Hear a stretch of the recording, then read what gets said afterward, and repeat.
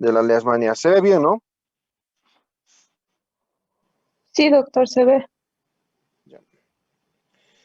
Bueno, la leishmaniasis es una enfermedad zoonótica causada por diferentes especies, ¿ya? Es decir, al hablar de enfermedad zoonótica es una enfermedad de animales en un medio, las personas habitualmente que cocinamos en medios tropicales, donde el hábitat es en animales de esta enfermedad, es causada por diferentes protozoarios del género Leishmania. En términos generales, las manifestaciones de esta enfermedad van desde úlceras cutáneas que presentan inflamación severa hasta la inflamación severa, como puede ser del hígado y del vaso, ¿no? Entonces, la enfermedad, por su naturaleza zónica, afecta también a perros y también seres humanos en los lugares tropicales, monos, cerdos, etcétera. El agente, vacas, etcétera. El agente se transmite al humano, a los, se transmite al humano y a los animales a través de la picadura de hembras de mosquitos, que son hematófagos, el género Phlebotomus y del género Lutzomia. Estos mosquitos, pues, son conocidos y varían sus nombres en diferentes lugares, por ejemplo, de Bolivia. Acá se les conoce con el nombre de champari, roco, plumilla, y en Brasil como virgüí o mosquito pólvora.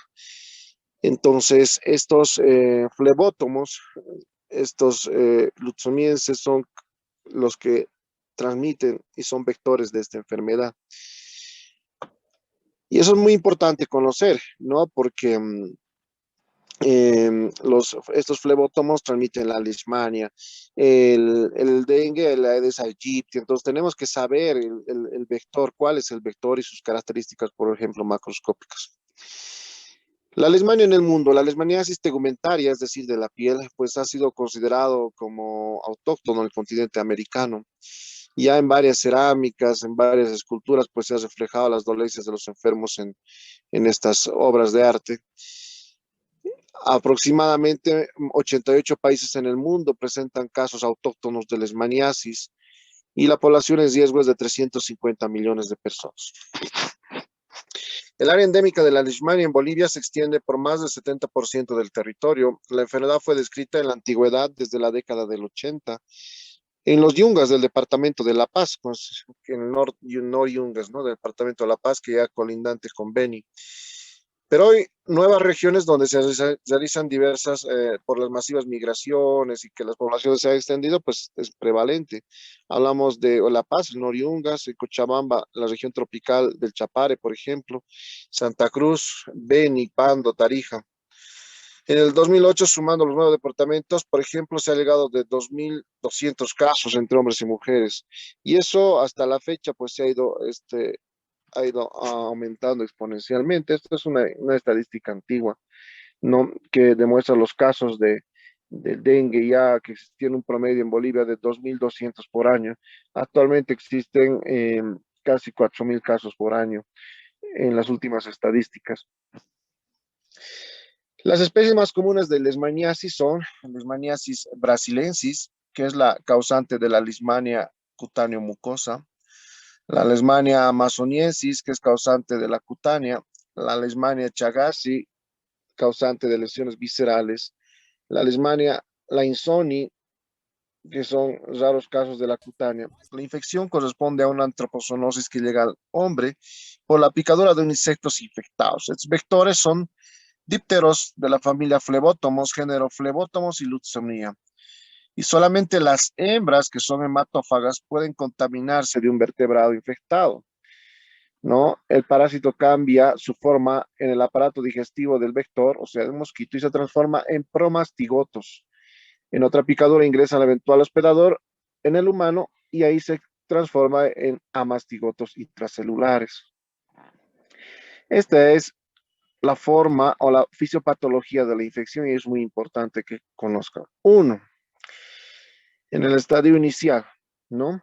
Entonces, el mosquito inyecta los promastigotos a través de la picadura de la piel y va al torrente sanguíneo. Paso 2. Los promastigotos son fagocitados por macrófagos. Nosotros tenemos macrófagos. Los macrófagos son células del sistema monocito macrofágico que nos defienden de infecciones. Por ejemplo, los macrófagos alveolares en el pulmón, de partículas, bacterias, etcétera. Por ejemplo, en el hígado, las células de Kupffer son macrófagos que están ahí y opsonizan todo lo que sean bacterias, parásitos o seres pues ajenos al cuerpo humano. En el paso 3, existe una multiplicación de amastigotos intracelular, o sea, dentro de la célula, dentro de los macrófagos y varios tejidos, ¿no? Entonces, los promastigotos se transforman en amastigotos. Viene un mosquito y te pica y absorbe los macrófagos infectados con amastigotos. Y esa ingestión de células fagocitadas, o sea, con amastigotos, se transforman en promastigotos en el intestino del mosquito, ¿no? Y los promastigotos se multiplican en su intestino hasta que hay otra picadura. ¿Se comprende? Sí, doctor. Bueno, esos pasos son muy importantes para que ustedes sepan cómo es que ocurre. Promastigotos en el mosquito y amastigotos en las células, en los macrófagos y en los tejidos de las personas infectadas. Entonces, ¿cómo es un promastigoto? Está presente en el huésped invertebrado, es decir, en los mosquitos. Miden entre 10 y 15 micras de longitud y tienen flagelos que le permiten moverse en su aparato de locomoción. ¿Cómo son los amastigotos? Son ovalados, miden de 2 a 5 micras y están presentes en el interior de los monocitos y los macrófagos. No poseen flagelos. Ahí bien, ven cómo se fagocita el macrófago, fagocita los promastigotos y dentro hay una replicación y hay en forma de amastigotos. Entonces, existen diversas expresiones de esta enfermedad. Una es la leishmaniasis cutánea. La forma cutánea de la enfermedad en humanos es conocido en Perú como UTA.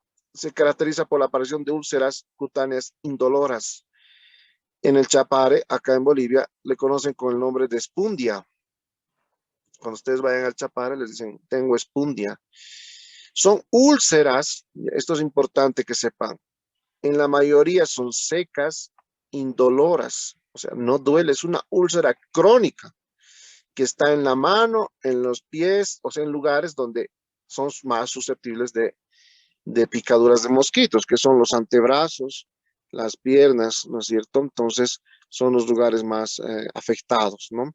Entonces, pueden permanecer mucho tiempo a esas diversas formas. La leishmaniasis mucosa, que es otra forma de presentación, ¿ya? Compromete el tabique nasal, va destruyendo todas las estructuras cartilaginosas en la región nasal, ¿ya? Y se inicia con una inflamación, una reacción inflamatoria, una región eritematosa, congestiva, mucho prurito, es decir, escozor y edema. Algunas veces sangran espontáneamente y después se produce la ulceración que crece en profundidad hasta destruir el tabique.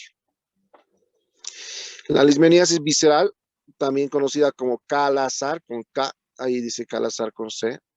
La leishmaniasis visceral pues afecta a los perros, también al hombre. Puede causar fiebre, desnutrición, palidez, hepatomegalias, visceromegalias, esplenomegalias y puede afectar inclusive la médula ósea. Existen diversos síntomas inespecíficos como dolor abdominal, náuseas, vómitos o diarrea. Entonces, ¿cómo son los focos de transmisión?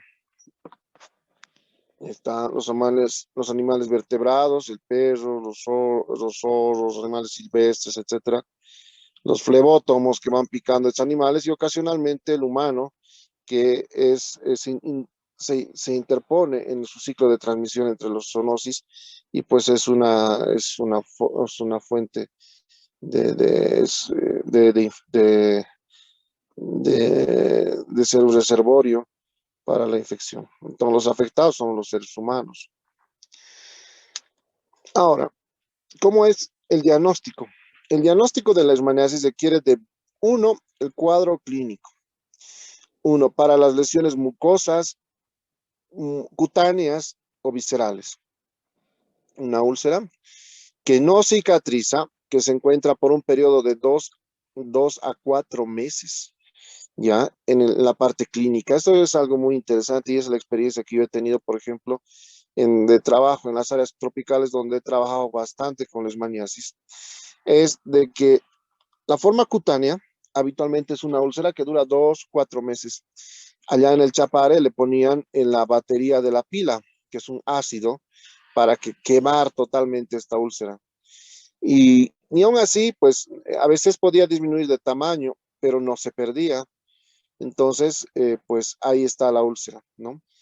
Después de ese periodo de tiempo, muchas de estas úlceras desaparecen, pero al cabo de después de desaparecer de unos meses, 4 a 6 meses, empiezan con lesiones cutáneas en la nariz, ¿no?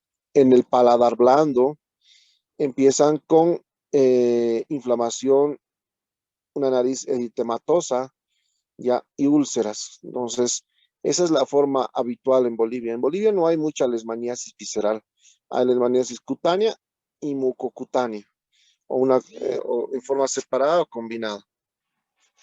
Entonces, em, nosotros podemos hacer un frotis, tenemos que ver al parásito, ¿no es cierto? En la lesión, lo que hacemos es un frotis de los bordes de la lesión, frotamos con un palillo, ¿no? O con una aguja y sacamos una muestra y la extendemos en un portaobjeto con tinción de Giemsa o Romanowski por medio de biopsias. Podemos visualizar a los parásitos. Otra forma son cultivando este protozoo o el uso de técnicas moleculares, por ejemplo, en el exterior, no hay mucho de eso en Bolivia, donde tú puedes hacer el PCR en sangre para Leishmania, amplificando su ADN o su información genética. Entre los métodos indirectos, el ELISA o la prueba de Montenegro, la intradermos de acción de Montenegro, ha sido una prueba donde nosotros pues inyectábamos, veíamos la hipersensibilidad celular tipo 4 y caracterizada por tumefacción e inyectamos una prueba o inyectábamos parásitos lisados, destruidos, ya, en forma intradérmica. Y obviamente si tú tenías o has tenido la enfermedad, desencadenabas una intensa reacción inflamatoria, porque ya tienes anticuerpos contra la leishmania preparados, ¿me entiendes? Entonces nosotros se medía por el halo que generaba alrededor de la punción. Si era más de 1.5, pues era positivo para intradermal reacción de Montenegro, positivo para Leishmania, o sea, le llamábamos así. Ya no se hace la intradermal reacción de Montenegro, lo más habitual que se hace es un frotis de la parte periférica de la lesión. Aquí es muy importante, si ustedes ven con una aguja está tratando de frotar o de chupar o de absorber un poco de ese líquido que genera el borde de la lesión. Pero esto es dependiente del operador. Por ejemplo, les voy a contar este caso. Venía un paciente así y unos médicos pues le catalogaban como una úlcera diabética o úlcera varicosa también. Entonces, curaban y curaban y habían hecho ya un frotis para leishmania y les salió negativo, así que le seguían dando antibióticos, curaciones. Cuando llevamos e hicimos otro frotis en otro laboratorio, salió que tenía leishmaniasis. Entonces, les hablo de que esto es operador dependiente, ¿ya? En las áreas tropicales nosotros tenemos la obligación de descartar una y otra vez ante la alta sospecha clínica un cuadro de leishmania, a pesar que tengamos reportes negativos. Es por eso que nosotros no tratamos reportes, sino tratamos patologías. Y la sospecha clínica es más, tiene mayor peso que un estudio, pues, de laboratorio, etcétera. Acá ven la intradermal reacción de Montenegro, donde están poniendo forma intradémica, 0.1 ml de lisado de amastigotos de leishmania, ¿no? Entonces esperaba después de 2 a 3 días, se veía y podías tú ver la induración del halo. ¿no? Acá le ponen una negativa menos de 4 milímetros y una positiva más de 5 milímetros. A veces habían reacciones de Montenegro muy grandes. El control y prevención se basa en reducción del contacto del hombre con el flebótomo. Entonces, procedimientos mecánicos, uso de mosquiteros, prendas impernadas con insecticidas, mallas, repelentes, etc. En los reservorios, evitar los reservorios de estos animales, como el oso perezoso, hormiguero, la deforestación, los perros, etc., que son fuentes de los reservorios de esta enfermedad. El tratamiento. El tratamiento de primera línea son fármacos basados en antimonio pentavalente, tales como estivogluconato de sodio, el pentostam, o el antimoniato de meglumina o glucantime, que son los dos medicamentos que hay en Bolivia. La adherencia de los pacientes al tratamiento presenta dificultades, dada que son drogas tóxicas y dolorosas, y son 20 días de inyecciones de este material oleoso. O sea, nosotros llegamos a una dosis acumulada cada día pinchando el medicamento y pues es muy doloroso y es, pero la mayoría es muy efectivo para esta enfermedad, ¿no? La miltefosina es un medicamento nuevo que se ha realizado en varios ensayos, pero que no tenemos hasta la fecha este reporte. O no tenemos acá este medicamento. Bueno, y bueno, aquí hay un caso clínico que pues quisiera que lo lean y comentemos la próxima clase para ver cómo es que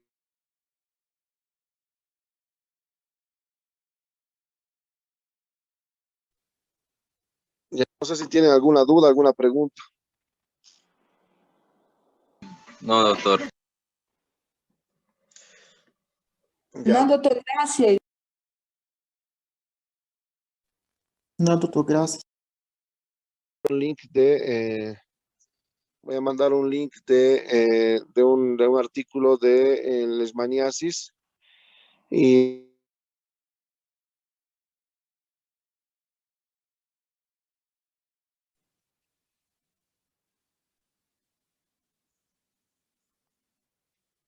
hola.